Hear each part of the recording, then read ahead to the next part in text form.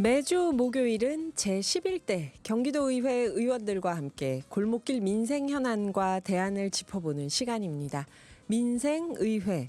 오늘은 경기도의회 김미숙 의원님 모셨습니다. 안녕하세요. 네, 안녕하세요. 반갑습니다. 네, 오늘의 기후 청취자분들께 의원님 소개 한번 직접 해주신다면요. 네, 안녕하세요. 저는 경기도의회 군포시가 지역구인 더불어민주당 의원 김미숙입니다. 현재 제가 제11대 경기도의회에서 미래과학협력위원회 위원으로 활동하고 있습니다. 지난 10대 때 의회에서도 활동을 했었어가지고 재선 의원으로 도민 여러분들 곁에서 의정 활동하고 있습니다. 오늘 OBS 라디오 오늘의 기후 청취자분들과 이렇게 함께할 수 있어서 정말 기쁘고요. 또 제 얘기를 나눌 수 있는 기회를 주셔서 정말로 감사합니다. 네, 감사합니다, 의원님. 미래과학협력위원회에서 활동하고 계시는데요. 경기도의회 10대, 11대 지금 재선 의원이신데 저희가 항상 의원님들 나오시면 도의원 하시기 전에 뭐 하셨을까 이게 궁금해서 한 번씩 찾아봐요. 그런데 김미숙 의원님은 원래 약사셨대요. 그리고 고향은 또 제주도시고 어떻게 해서 군포에서 정치에 입문을 하시게 된 걸까요? 네, 제가 제주도 출신입니다. 그런데 결혼하고 군포시에서 약국을 하면서 군포에 정착하게 됐습니다. 두 아들을 갖고 있는 엄마이고 네네. 그리고 약국을 운영하면서 열심히 지역 주민들의 건강을 보살펴온 약사로 살아왔고요. 그 약국이라는 공간이 단순히 약만 드리는 공간이 아니라 주민들이 와서 힘든 얘기들을 맞아요. 많이 하고 가시기도 동네 하고. 사랑방이죠, 네, 약국이. 또 삶을 나누는 사랑방 같은 역할을 예. 하는데요. 그 과정에서 자연스럽게 지역 주민들의 어려움을 많이 접하게 되죠. 근데 그 지역 약사회 회장 활동하면서 좀 적극적으로 활동하는 모습들이 네. 외부에서 지켜보고 있었었나 봐요. 그래서 정치를 하면서 좀 지역 사회에도 좀 봉사를 해야 되지 않겠냐라는 이제 제안을 받아서 저는 입문하게 됐습니다. 네. 또 경기도에 들어와 봤더니 그 오기 전부터 또 우리 그 약대에서 같이 공부하고 그다음에 대한약사에서 같이 활동했던 우리 이애영 약사님이랑 예. 같이 들어와서 우리 이애영 약사님도 재선하시고 저도 같이 재선하고 활동하고 있어서 정말 동반자가 있어서 너무 좋은 생각하고 있습니다. 네. 아니 사실 약사면 사람들이 다 하고 싶어하는 직업인데 약사를 하시다가 정치를 하신다고 할 때 이게 뭔가 좀 특별한 사명감으로 정치 일을 하신 게 아닐까 하는 생각을 하게 돼요. 근데 보통 약사 출신 의원으로 활동하시면서 내가 이때 정말 정치하기를 잘했다는 순간이 있었을 것 같아요. 네, 그 약사와 정치인의 유사한 점이 많습니다. 약사는 약국에서 아픈 환자들에 대해서 네. 고민을 들어주고 그거에 대한 해당하는 약들을 처방한 약들대로 주기도 하지만 일반 약으로 좀 그런 거에 대한 아픈 것들을 좀 달래주기도 하는데 네. 정치인은 아픈 환자가 아니라 민원이 있는 주민들을 대상으로 하는 것이라서 네. 비슷한 거가 있습니다. 그래서 그 약사로 살아오면서 저는 항상 역지사지의 생각을 좀 해야 된다라는 생각으로 살아왔었고 정치하면서도 똑같이 네. 그 역지사지의 생각을 갖고 정치 활동하고 있습니다. 제가 또 약학 전공이고 주민들의 그 생명과 건강에 대한 그런 연구도 하면서 도와주는 역할을 하다 보니까 제가 그 대표 발의한 그 조례 중에서 네. 제가 조금 너무 이거는 그 도민들의 건강뿐만 아니라 생명과도 연관이 있는 조례라고 생각해서 만든 건데요. 경기도 독성물질 중독 사고 예방 조례가 있습니다. 네. 그러니까 독성물질로 인한 중독 사고를 예방하는 조례죠. 조례명에 똑같이. 근데 뭐 화학물질이나 이렇게 중독물질 같은 것들을 접했을 때 사고가 나기 전에 좀 예방을 해야 되겠다라는 네. 생각을 갖고 이런 조례를 만들면서 주민의 그런 생명을 좀 네. 지켜야 되겠다라는 걸 생각으로 갖고 했는데 이것도 또한 약사의 경험으로서 그렇죠. 만들어낸 조례거든요. 이거는 약사가 네. 아니면 잘 알 수가 없죠. 그렇죠. 예. 독성물질. 그리고 또 주민들의 그러니까 주민들의 활동하는 데에서 주민들의 건강을 지켜야 되겠다고 생각된 거는 네.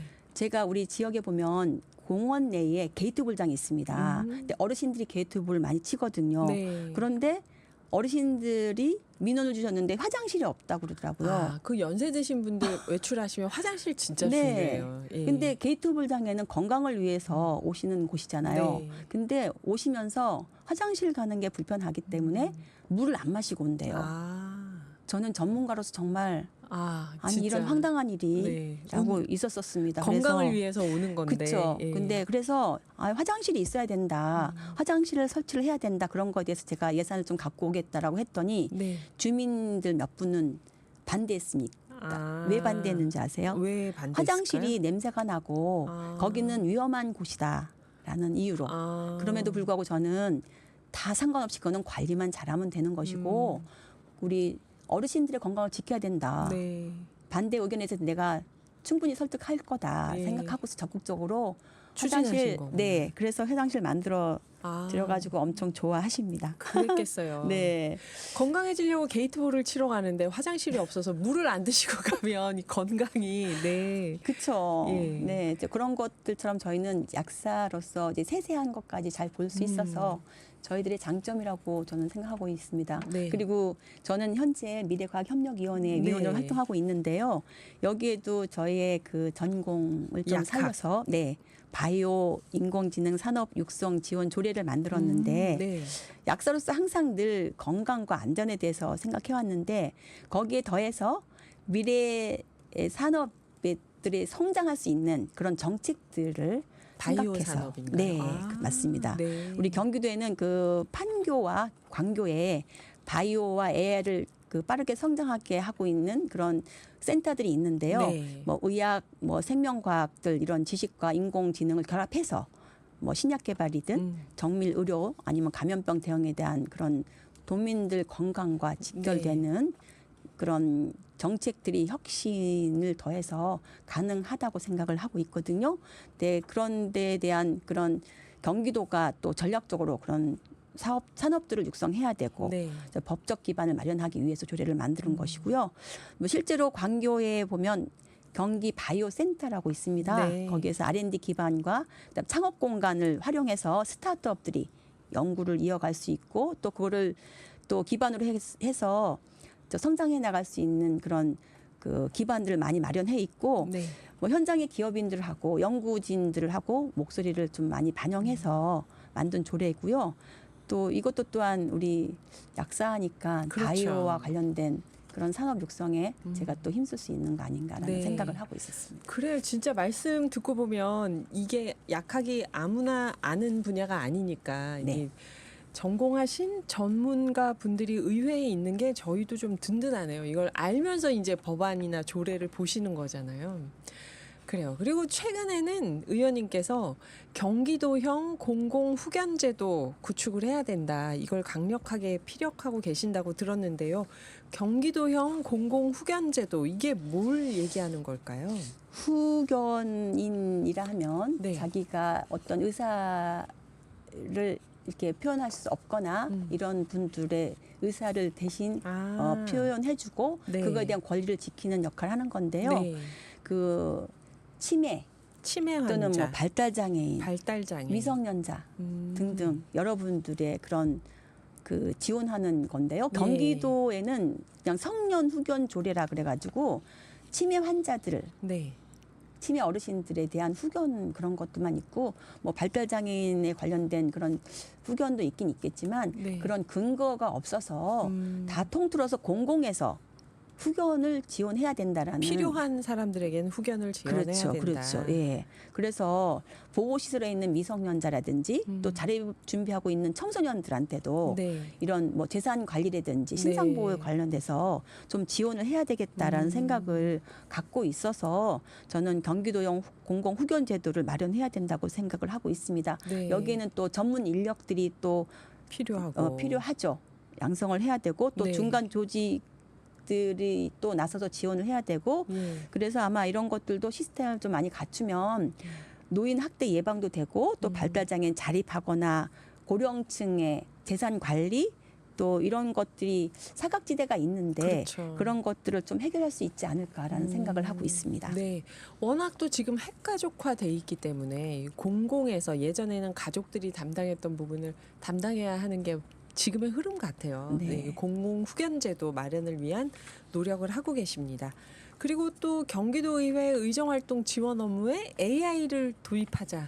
이것도 추진하고 계신다고요. 네, 저는 앞서 말씀드렸듯이 재선 의원입니다. 네. 그래서 초선 때 의회 운영위원회 소속 위원이었었어요. 음. 그래서 의회가 어떻게 운영되고 있는지에 대해서 저는 관심이 많습니다. 네. 그리고 의회의 구성원 중에 한 명이기 때문에 우리 경기도 의회 의원뿐만이 아니라 지방 의원들의 그런 위치, 지위 네. 이런 것들에 대해서 관심이 많고요.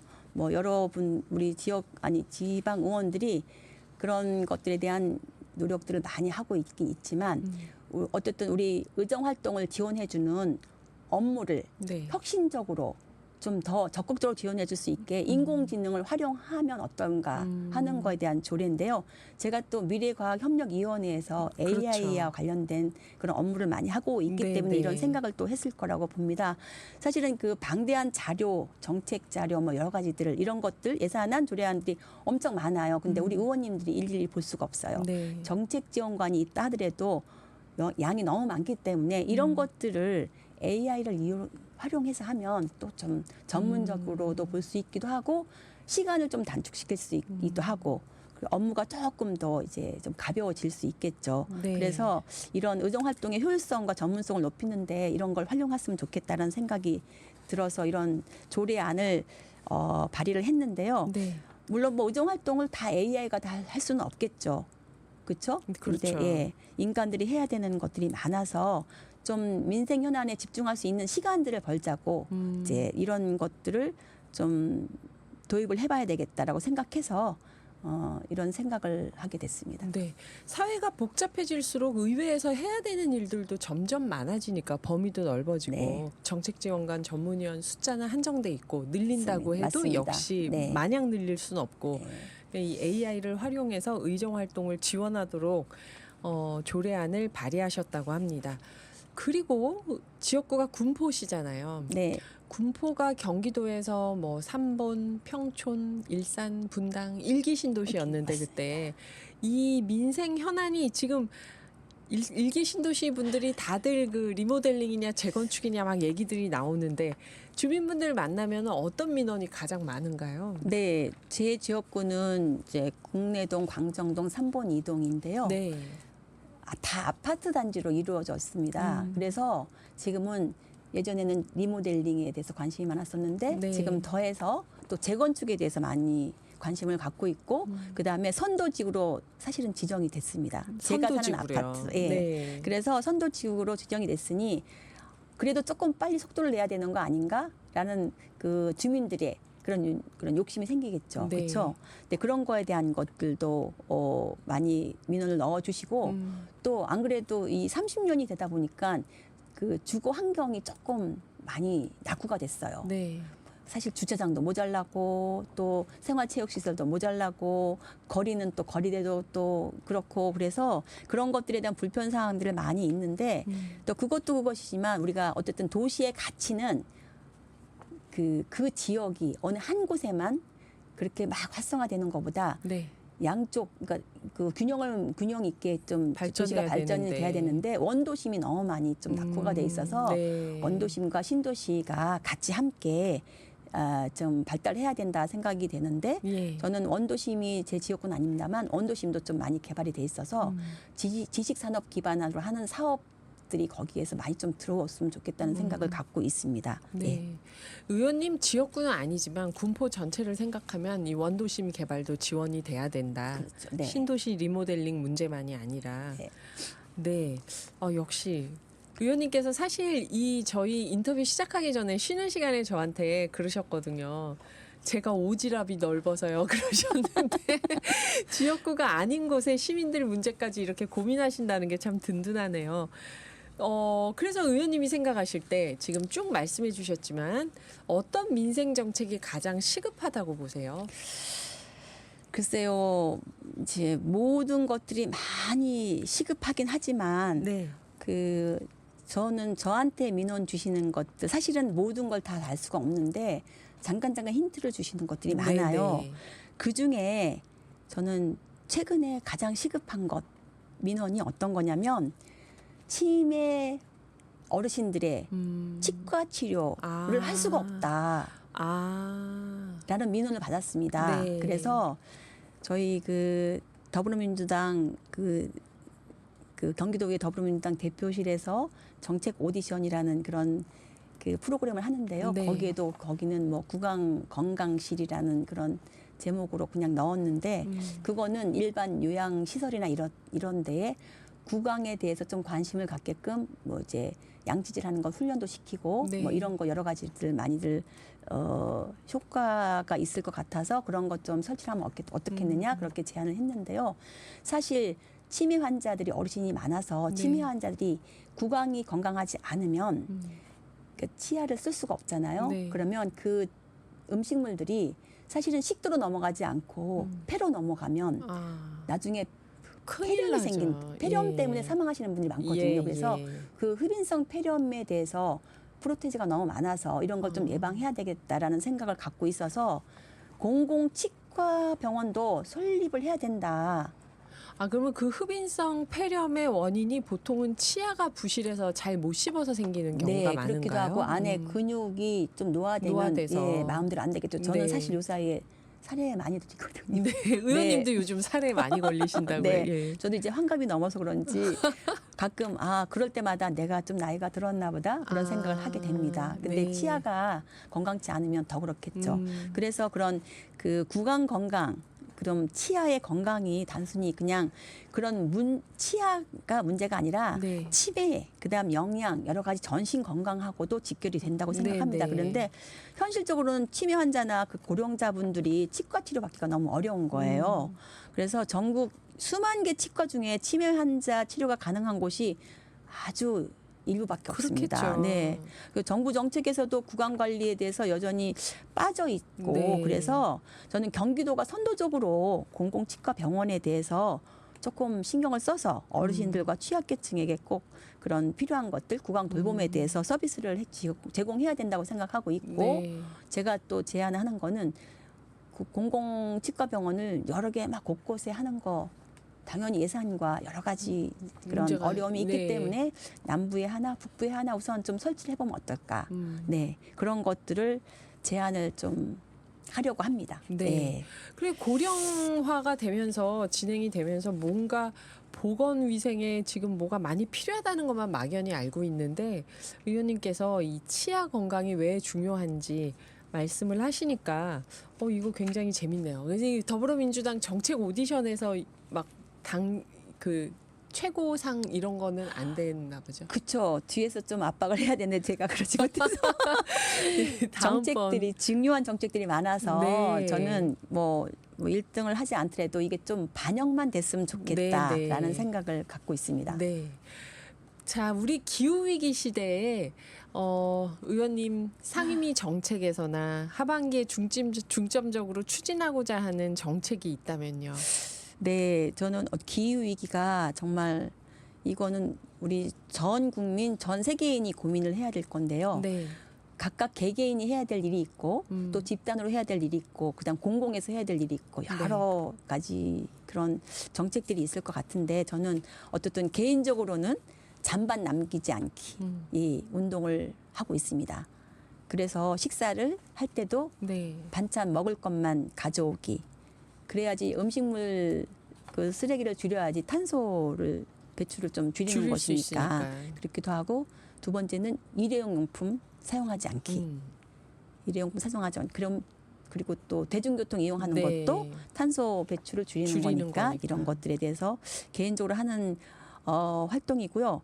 두 번째는 의정 활동을 하면서 그 의원으로서 그 미래과학협력위원회에 있는데 저희는 친환경 모빌리티 전환에 대해서 중요한 과제를 네. 좀 논의도 하고 그런 문제점들이 있어서 그런 거에 대해서 많이 고민을 하고 있습니다. 네. 그러니까 전기차나 수소차 같은 친환경 자동차 보급을 확대해야 되는데 이게 충전기가 뭐 문제가 있어서 위험해서 이런 거에 대해서 조금 거부감들 때문에 그런지 모르겠지만 네, 네. 중앙정부에서 내려온 친환경 자동차 보급에 대한 예산들이 많이 불용액으로 다시 올라갔답니다. 아, 사용하지 않고요. 네. 이건 무슨 얘기인가? 이거 충격인데. 네. 네, 그래서 그런 거에 대한 고민도 우리 많이 좀 해야 될 것 같다라는 네네. 생각 좀 들어서 우리가 저는 그 미래과학협력위원회 위원으로서 그런 거에 대한 고민을 더 많이 해야 되겠다 생각이 네. 되고 뭐 개인적으로나 뭐 공인으로서나 그런 것들 열심히 또 지켜야 되겠죠. 네. 예. 그래요. 친환경 운송수단, 이 이동수단 전환에 대해서 의원님께서 꼼꼼하게 살펴보시니까 다음번에 또 어떤 변화가 있을지 의정활동 저희한테 또 얘기해 주시면 좋겠네요.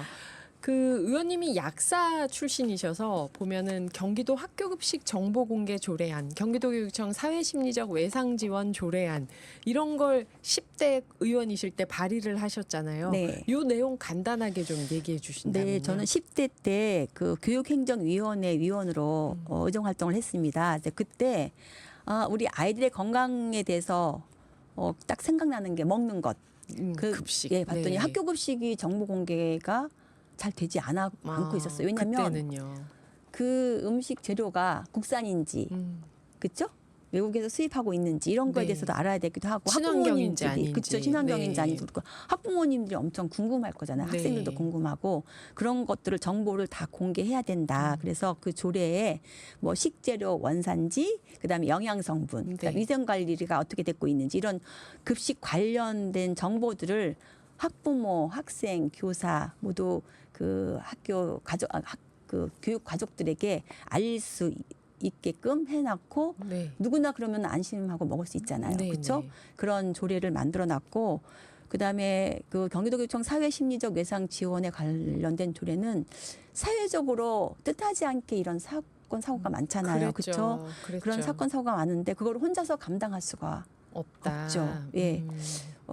그래서 그런 외상 후 스트레스에 관련된 것들을 우리 아이들한테만이라도 조금 관심을 가져서 그 아이들의 학습과 성장에 좀 영향 덜 미치게 그런 네. 것도 지원해야 되겠다 싶은 생각이 들었습니다. 최근에 우리 소방관님도 맞아요. 그렇죠. 그 너무 외상후 마음이 장애였죠. 그렇죠. 그것도 너무 결국. 마음이 아프죠. 그런 네. 것들을 국가에서 책임을 져줘야 되거든요.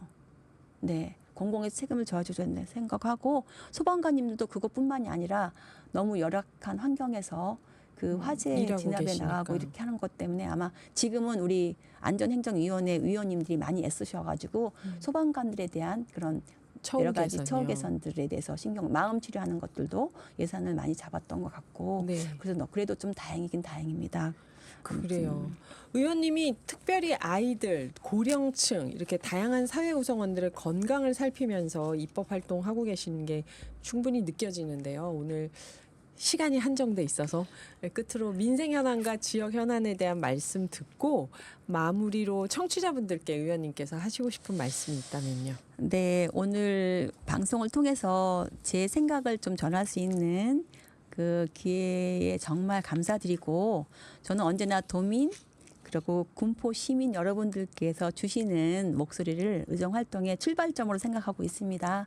그 생활 속에서 불편한 점 느끼실 때 그 문제를 정책과 예산으로 풀어내는 것이 우리 도의원의 가장 중요한 역할이라고 생각하고 있거든요. 그래서 여러분들이 실제로 체감할 수 있는 변화를 만들도록 정치로 보답해드리고 늘 현장에서 답을 찾고 그다음에 도민들 곁에서 항상 그렇게 열심히 의정활동하는 의원이 되고자 합니다.